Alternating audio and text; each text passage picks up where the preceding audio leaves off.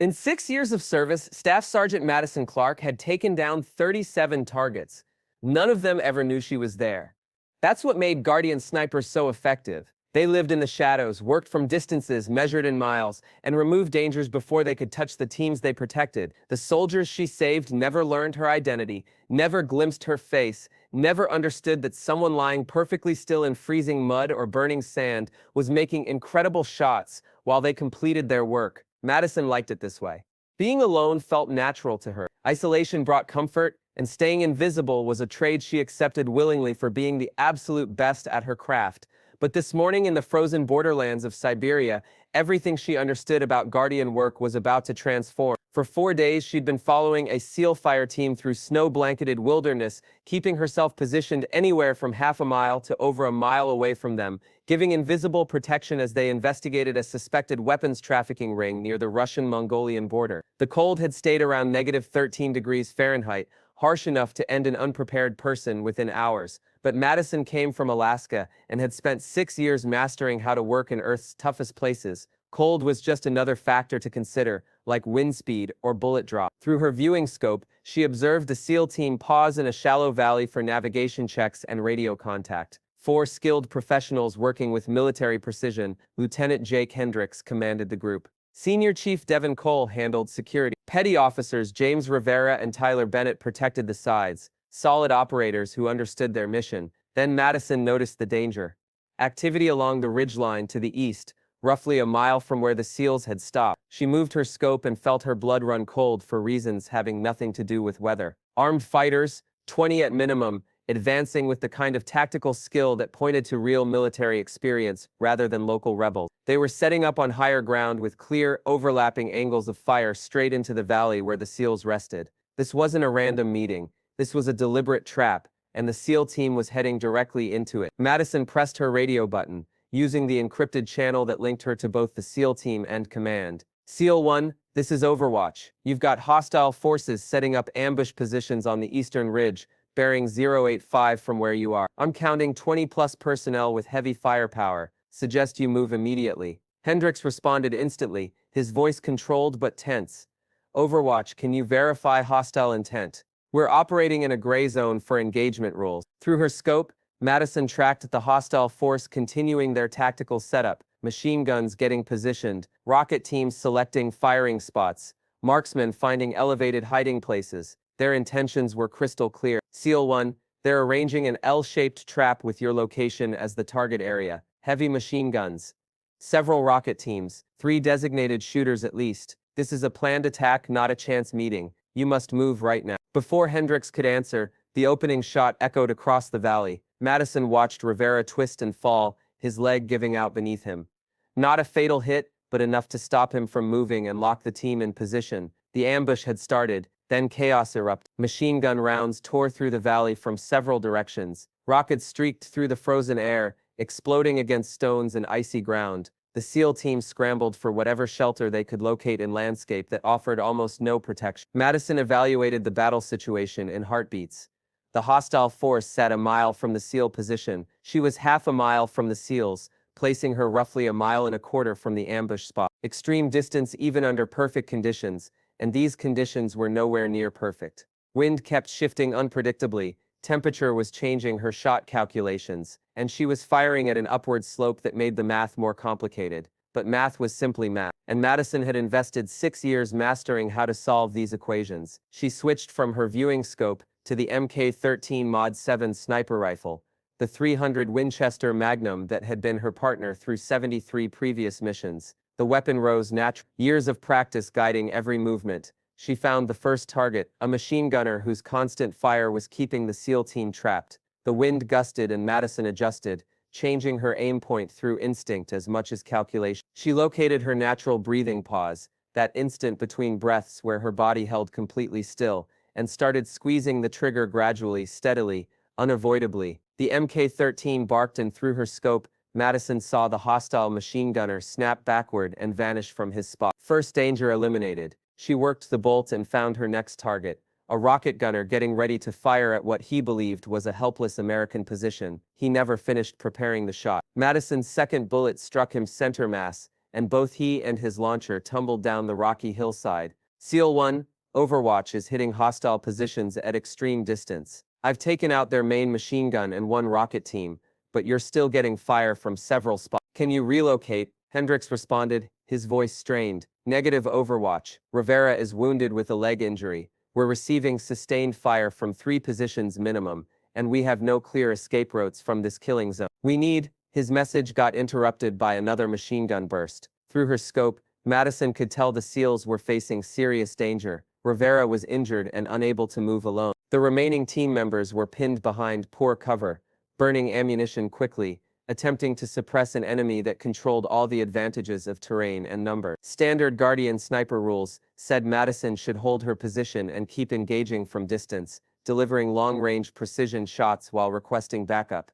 But the closest quick reaction force was 45 minutes away by air. Helicopter support was stuck on the ground because weather was rapidly worsening, and the SEAL team didn't have 45 minutes. They had perhaps 10 minutes before the hostile force either overwhelmed their position or eliminated them through sustained shooting. Madison chose her course without pause. She packed up her hiding spot with practiced efficiency, strapping the Mk-13 across her shoulders and bringing her M4 carbine into ready position. The shorter weapon worked better for what she planned to do: close the gap and attack the hostile force at ranges where her technical shooting abilities could combine with aggressive tactical movement.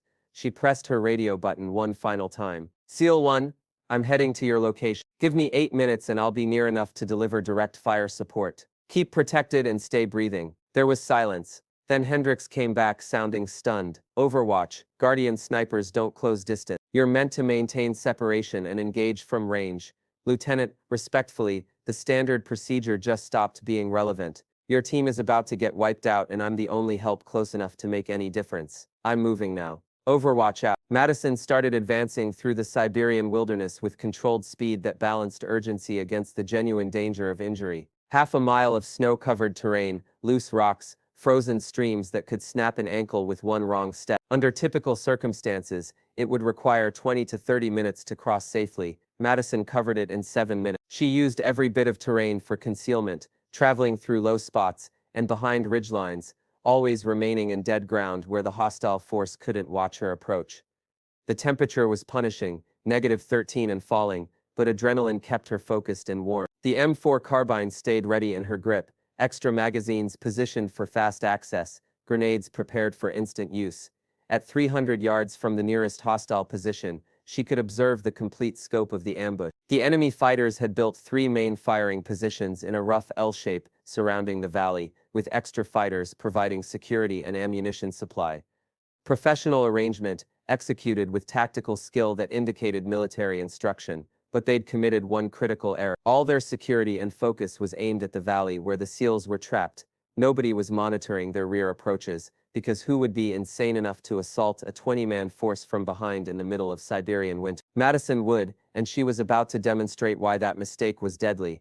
She approached their positions from the northwest, the direction they weren't watching for threats. Her opening targets were 2 fighters providing rear protection. Their assignment was to stop exactly what Madison was preparing to do, but they were cold, exhausted, and focused more on warmth than maintaining proper alertness. Both dropped to suppressed fire before they realized someone was behind them. Madison moved beyond their bodies, already targeting her next threat. A machine gun set up 20 yards ahead, 3 fighters operating the weapon while keeping the SEAL team pinned. She closed to within 15 yards before firing, dropping all 3 with controlled pair. 2 bullets center mass, confirmed the hit, moved to next target.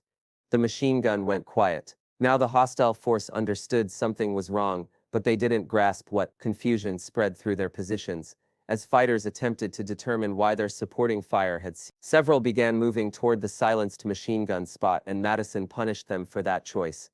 She fired from a protected position behind rocks, her M4 locating targets with mechanical precision. 4 more fighters down before the others realized they were getting attacked from the rear. The organized ambush was breaking into disorder as the enemy force struggled to handle a threat they hadn't expected, but Madison was now visible and receiving return fire. Bullets snapped past her head and sparked off stones, pushing her to find better protection. She moved sideways, using smoke and landscape to change position before concentrated fire could locate her. That's when she heard Hendricks's voice through the radio, strained but working. Unknown friendly, this is SEAL 1. Tell us who you are and where you are. You're breaking up enemy fire, but we can't help you if we don't know your location. Madison pressed her radio while reloading. SEAL 1, this is Overwatch. I'm roughly 200 yards northwest of your spot, currently fighting the hostile element from their back. I've removed their primary machine gun support and cut their effective strength by about a third, but I'm receiving fire from several positions now. There was quiet. Then Hendricks came back sounding caught between shock and relief. Overwatch, you're the Guardian sniper. I thought you worked from distance. Normally I do, Lieutenant. Today I'm adapting. Can you deliver suppressive fire on bearing 320 from your spot? I've got enemy fighters regrouping in that area and I could use assistance. Copy that. Stand by for covering fire. The SEAL team opened up with precise shooting on the positions Madison had marked. Their bullets forcing the hostile fighters to take cover and disrupting their attempts to coordinate against her.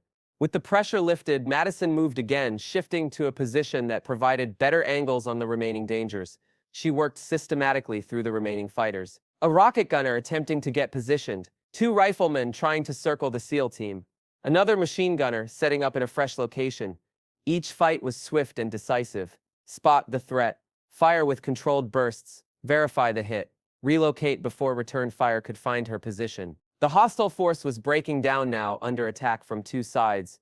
What had been a professional ambush had become a desperate battle for survival. Some fighters tried to pull back, but they were crossing terrain that Madison could watch clearly. She switched back to her MK-13 for the long-distance shots, and the precision rifle demonstrated why she'd carried it for 6 years. Fighters who believed they'd reached safety learned that distance offered no shield against someone with her abilities. After 20 minutes of continuous fighting, the battlefield went quiet, except for wind screaming across the Siberian mountains. The hostile force had been destroyed or driven away. Madison performed a thorough scan of the zone, verifying no immediate threats remained before pressing her radio. SEAL 1, Overwatch. Hostile force has been eliminated or scattered. Your position is protected. I'm heading to your location to help with medical treatment. She approached the SEAL position carefully, announcing her arrival and waiting for acknowledgement before showing herself. When she finally stepped out from behind the rocks, all 4 SEALs stared at her, with looks that suggested they were attempting to process several conflicting pieces of information. Madison pulled back her white winter hood, showing a face weathered by 6 years of missions in brutal environments. Reddish-brown hair braided tight against her head, gray-green eyes that caught everything, a small scar above her left eyebrow from a mission in Syria. She walked immediately to where Rivera sat against a rock, his leg bleeding but already wrapped by his teammate. "Let me check that wound," she said, dropping beside him and pulling out her medical kit. Her hands moved with practiced skill, examining the bandage, confirming that the bullet had traveled through muscle without striking bone or major blood vessels, giving pain medication, and applying a better dressing. Rivera watched her work with a blend of pain and curiosity. "Ma'am, who exactly are you?" "Staff Sergeant Madison Clark, Guardian Sniper Program. I've been giving Overwatch for your mission for the past 4 days." Hendricks, who'd been watching for threats while Cole provided security, turned to face her straight on. 4 days, we've been working independently. There was no mention of Guardian support in our mission briefing. That's how Guardian missions work, Lieutenant. You don't know we're present. We follow special operations teams from distance, remove threats before they materialize, give early warning of enemy activity, and basically ensure you can concentrate on your mission goals without worrying about security beyond your immediate area. Madison finished treating Rivera's wound and rose. "Usually, we maintain complete separation, and you never know we exist. This situation was different." Cole, a veteran SEAL with 20 years of service, spoke up. "Ma'am, I've worked with sniper Overwatch units from every service brand. What you just did wasn't Overwatch. That was direct combat at close range against a Aller force.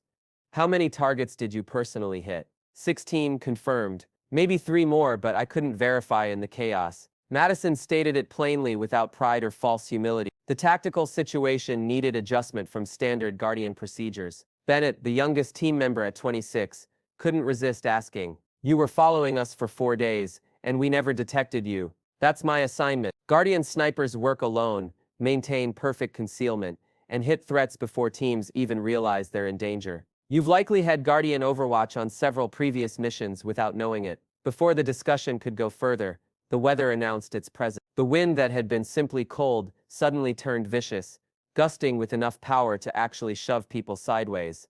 The temperature dropped noticeably, and the sky took on the strange darkness that experienced operators recognized as warning of serious approaching weather. Madison looked at the darkening sky and sensed the wind pattern, with instincts developed by years in harsh places. We need to locate shelter right away. There's a major storm system approaching, likely within the next 30 minutes. Remaining in this valley will be fatal. Hendricks trusted her assessment without hesitation. Anyone who could accomplish what she'd just done had earned credibility. Suggestions. There's a cave system roughly 1¼ miles north of here. I spotted it during my reconnaissance of this zone 2 days ago. It'll give protection from the wind and cold, concealment from observation, and defensible positions if we require them. Can Rivera move? Madison nodded. The leg wound will hurt, but it won't stop movement. I've given pain medication, and the bleeding is controlled. We should rotate carrying his equipment to lighten his load, but he can walk with help. They started moving immediately, with Madison taking lead, because she had the best understanding of the terrain and path to the cave system. Cole supported Rivera, who moved with determined grit despite the pain. Hendricks and Bennett provided security, constantly scanning for any survivors of the hostile force that might be regathering. The storm struck before they reached the caves, changing the landscape into a white nightmare within minutes. Visibility fell to less than 20 yards. Temperature dropped to -22 degrees, and the wind started howling across the mountains with enough power to make standing hard, but Madison kept them advancing, navigating by GPS and terrain memory through conditions that would have left most people completely lost. They reached the cave system just as the storm reached maximum fury. The caves weren't huge, but they cut deep enough into the mountain to give shelter from the wind and cold. Madison guided them to the best spot, a chamber about 15 yards deep, with a narrow opening that could be easily defended and good heat-holding properties that would keep body warm. As they built their defensive position and tried to warm up, the SEALs started asking questions about Madison and the Guardian sniper program. She answered what she could within security limits, describing the selection process, the instruction, the mental preparation for extended solo missions. How long have you been doing Guardian missions? Rivera asked, his pain medication beginning to work and making him more conversational. 6 years. This is my 73rd mission. Most of them go exactly as planned. I maintain position at distance, remove threats the team never observes, and everyone goes home, without the team even knowing I was there. What happened today was unusual circumstances. Unusual how? Hendricks wanted to know. The ambush was arranged with professional tactical skill that indicated military instruction rather than local rebels. The hostile force knew you were coming and had prepared accordingly. Standard Guardian overwatch from over a mile away wasn't going to save you. The fight would have been finished before I could change the outcome. So I closed the distance and fought directly. Have you done that before? Switching from overwatch to close combat. Madison was silent for a moment before responding. Once in Syria 3 years ago, a Delta Force unit walked into a complex ambush similar to this one. Standard procedures weren't enough to handle the threat level, so I adapted, closed to within 50 yards, and attacked the enemy force from their side, while Delta fought from their position. We eliminated 37 hostiles, together with 0 American casualties. Cole let out a low whistle. That's not in any manual I've ever read about sniper work, because it's not standard procedure. It's adaptation based on tactical needs. Guardian snipers are trained for long-range precision, but we also get extensive close combat instruction, because situations don't always allow engagement from distance. Sometimes the best way to protect a team is to be in the battle with them. The storm raged outside the cave for the next 6 hours, the wind screaming like something alive, and the temperature falling to levels that would have killed anyone caught outside within an hour. The team rotated guard schedules, shared rations, and tried to stay warm in conditions that were simply uncomfortable rather than deadly, a significant improvement over the alternative of being exposed to the full force of the Siberian winter storm. As evening came and the storm finally started to weaken, Hendricks moved to sit next to Madison during her rest period.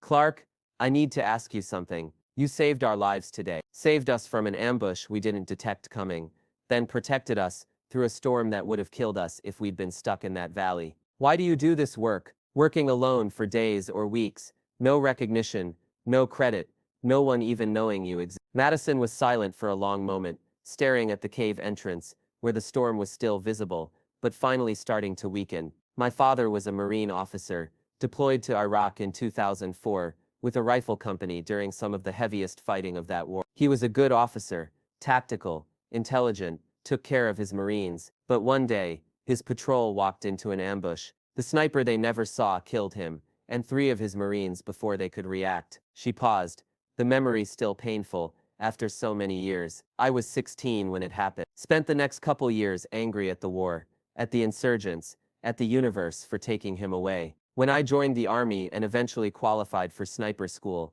I realized I wanted to be the person who stopped that from happening to other families. The invisible guardian who removes threats before they can kill good people who are just trying to do their jobs. Your father would be proud of what you do, maybe. Or maybe he'd think I was insane for spending 6 years lying in frozen mud, making shots most people think are impossible. But it's not about what he'd think. It's about ensuring other 16-year-old kids don't lose their parents to enemies they never saw coming. The storm broke completely around 9 at night, leaving the landscape transformed by fresh snow, but finally passable. The team prepared to travel to their extraction point, which was now 14.25 miles away, through terrain that would be challenging even without an injured team member. Madison moved with them, switching smoothly back into her Overwatch role, but now working within direct communication range and sight distance, rather than miles away. She alternated between point position and rear security, using her terrain reading abilities to find the best paths, and her tactical awareness to notice potential threats before the team met them. They traveled through the night, covering ground steadily despite the difficult conditions. Madison spotted 2 separate enemy patrols during the movement, both searching for the American team that had disrupted the ambush earlier. She guided the SEALs around one patrol completely. The second couldn't be avoided, but Madison eliminated the 3-man observation post from 600 yards, with 3 precise shots that the main SEAL unit never even heard. The extraction helicopters arrived exactly on schedule at 6:30 in the morning. Blackhawks coming in fast and low to the designated landing zone in a valley that offered some protection from observation. The SEAL team loaded quickly, maintaining security until the birds lifted off and gained altitude. Madison was the last one aboard, taking her usual position near the door where she could maintain observation until they were clear of hostile territory. As the helicopters climbed away from the Siberian wilderness, she felt the familiar mixture of relief at mission completion and the slight sadness that always came with returning to civilization after extended solo missions. Hendricks moved to sit next to her once they were safely airborne. "Clark, I need to tell you something. I'm going to file an after-action report on this mission, and I'm including a full account of your actions. What you did deserves recognition." Madison shook her head immediately. "Lieutenant, if you file that report with details about Guardian sniper work and my specific actions, you'll compromise not just me, but the entire program. The effectiveness of what we do depends on operational security. You start documenting Guardian snipers doing direct combat, and suddenly every hostile force knows to start looking for us. That makes every future mission more dangerous and less effective. So what do I put in my report? That your unit encountered a prepared ambush by hostile forces, estimated at 20 personnel with heavy weapons, that you successfully defended your position, eliminated the hostile force through superior tactics and firepower, moved during worsening weather conditions to a shelter position, and were extracted on schedule, with 1 minor casualty. All of which is true. It's not the complete truth. It's enough truth to satisfy operational reporting needs, while maintaining appropriate security for classified programs." Madison's tone softened slightly. "Lieutenant, I appreciate what you're trying to do, but there are 16 hostile fighters who won't threaten American forces again. There are 4 SEALs who are going home to their families. That's the only recognition that matters to me." The debriefing happened 3 days later, at a secure facility in Germany. Madison sat across a conference table from Colonel Rachel Foster, who commanded the Special Operations Task Force that included Guardian sniper work, and a civilian named David Reynolds, who represented the organization that actually ran the Guardian sniper program, Staff Sergeant Clark. Foster began, "I've reviewed the classified operation reports from multiple sources, including Guardian program documentation and Lieutenant Hendricks's after-action report, which I note contains no specific mention of your involvement. Despite the fact that his entire team knows exactly what happened, he followed operational security procedures for classified programs."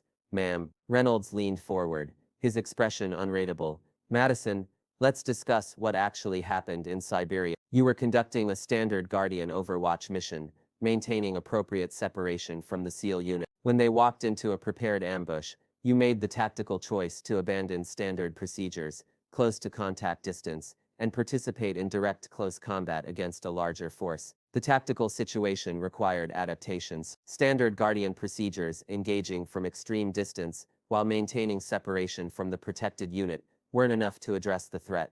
The SEAL team would have been overwhelmed or destroyed before long-range precision fire could eliminate enough threats to change the outcome. I assessed the situation and determined that closing distance and attacking the hostile force from their side was the only workable option to prevent American casualties. Foster spoke next. You made the right choice. That's not in question. What is in question is whether this represents a pattern. This is the second time in your career that you've switched from traditional Guardian work to direct action combat. The first was in Syria 3 years ago. Similar circumstances. Yes, ma'am. Both situations involved prepared ambushes by professionally trained enemy forces, where standard long-range engagement wasn't enough to protect the teams. I was assigned to guard, so you've now established a pattern. When conditions require it, you'll abandon Guardian procedures and fight directly at close range. Reynolds's tone was neutral, neither approving nor disapproving. I've established that I'll adjust tactics based on the tactical situation and the capabilities I bring to the fight. My primary mission is protecting American forces. The methods I use to accomplish that mission depend on circumstances. Foster and Reynolds exchanged glances, clearly having discussed this before the meeting. Foster spoke first. We're not disciplining you. Your actions saved 4 American lives and eliminated a significant hostile force. That's exactly what the Guardian Sniper program is designed to accomplish. However, we need to address the implications of your tactical adjustment. We're creating a new position within the program, Reynolds explained. Advanced Guardian operators, snipers who are trained and authorized to switch between long-range overwatch and direct action combat as situations require. You'll be the first person formally assigned to this role, and you'll help us develop the instruction and procedures for future operators. We're also promoting you to Sergeant First Class effective immediately, Foster added, and assigning you to the Guardian Sniper Training Program as the lead instructor for advanced operations. You'll spend the next 6 months training the next generation of Guardian snipers in both traditional long-range work and the tactical flexibility to adapt when circumstances demand it. Madison nodded, accepting the promotion and assignment, though she privately preferred field work to training duties, but she understood the reasoning. Her operational experience over 6 years and 73 missions needed to be passed on to the next generation of operators who would protect American warriors from the shadows. Over the following months, Madison trained 12 new Guardian snipers in advanced operations concept. She taught them precision shooting and long-range engagement, but also close combat, tactical movement, and most importantly, the mental flexibility to recognize when situations demanded adjustment from standard procedure. The program evolved based on her experiences and input from other Guardian operators who'd encountered similar situations. New procedures were developed for when and how Guardian snipers should switch from Overwatch to direct action. Equipment loadouts were modified to support both operational modes. Instruction was enhanced to ensure operators could function effectively across the full spectrum of Guardian work. 3 years after the Siberian mission, Commander Jake Hendricks, now promoted and leading a larger SEAL unit, was conducting operations in northern Canada when his team encountered unexpected resistance. As they maneuvered under fire from a hostile force that had them temporarily pinned, Hendricks's radio crackled with a transmission that was becoming familiar. SEAL Actual, Overwatch, I have eyes on your position and the hostile force attacking you. 22 personnel, with crew-served weapons, attempting to establish an L-shaped ambush around your location. Suggest immediate movement to bearing 270. I'll provide covering fire during your displacement. Hendricks pressed his radio, unable to suppress a slight smile despite the tactical situation. Copy that, Overwatch. Moving on your signal, and whoever you are, thanks for being there. That's the job, SEAL Actual. Now, he never learned if it was Madison or one of the 12 operators she'd trained providing Overwatch that day.